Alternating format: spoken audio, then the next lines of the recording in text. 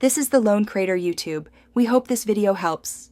You begin by preparing the ports and power so the connection is safe and predictable. First, make sure you have the VGA cable or an appropriate adapter for your laptop. If you need an adapter, keep it ready. Turn off or sleep both laptop and monitor to prevent electrical noise while you plug in the cable. Locate the 15-pin D-sub VGA port on each device. Its trapezoid shape and thumb screws make it unmistakable. Once done, position the cable for easy access. Now you attach the cable and secure the connection so the signal is stable. Line up the VGA connector with the port.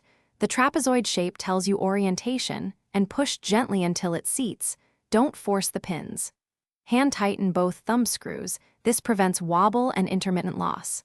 If you're using an adapter, plug the VGA side into the adapter first, then attach the adapter to your laptop. Make sure cables are routed without tension to avoid stress on the ports. Finish by powering up and testing the connection so your display works as intended. Turn the monitor on first, then start your laptop so the system can detect the external screen. Open your operating system's display settings to choose duplicate or extend, and set the correct resolution and refresh rate for the monitor. If the monitor stays blank, power down, reseat the VGA cable and thumb screws, verify the adapter, if used, has power, and try another port or cable as a quick troubleshooting step. Thanks for watching. Consider subscribing if we helped you.